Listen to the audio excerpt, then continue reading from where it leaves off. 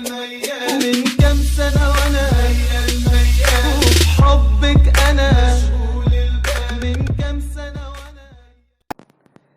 Assalamualaikum warahmatullahi wabarakatuh. Sahabat beriman, hari ini saya akan menceritakan sebuah cerita tentang bidadari untuk Umar.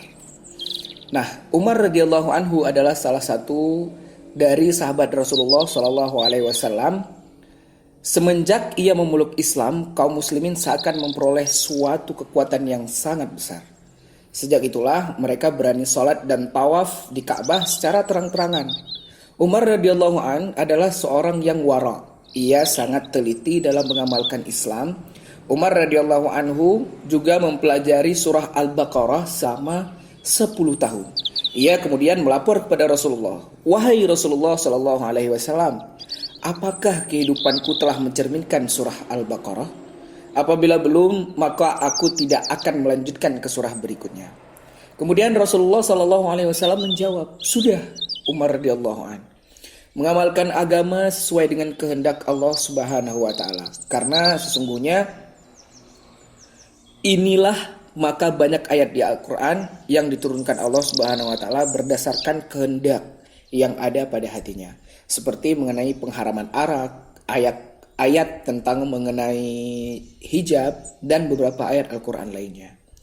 Rasulullah Shallallahu alaihi wasallam seringkali menceritakan kepada para sahabatnya mengenai perjalanan Mi'raj menghadap Allah Subhanahu wa taala. Beliau Shallallahu alaihi wasallam sering pula menceritakan bagaimana keadaan surga yang dijanjikan Allah Subhanahu wa taala kepada sahabat-sahabatnya. Suatu hari ketika Rasulullah Shallallahu alaihi wasallam dimi'rajkan menghadap Allah Subhanahu wa taala, malaikat Jibril alaihissalam memperlihatkan kepada beliau Shallallahu alaihi wasallam taman-taman surga. Rasulullah Shallallahu alaihi wasallam melihat ada sekumpulan bidadari yang sedang bercengkrama. Ada seorang bidadari yang begitu berbeda dari yang lainnya. Bidadari itu menyendiri dan tampak sangat pemalu. Rasulullah Shallallahu alaihi wasallam bertanya kepada Jibril alaihissalam, "Wahai Jibril alaihissalam, bidadari siapakah itu?"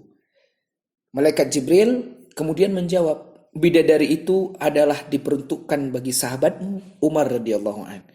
Pernah suatu hari ia membayangkan tentang surga yang engkau ceritakan keindahannya.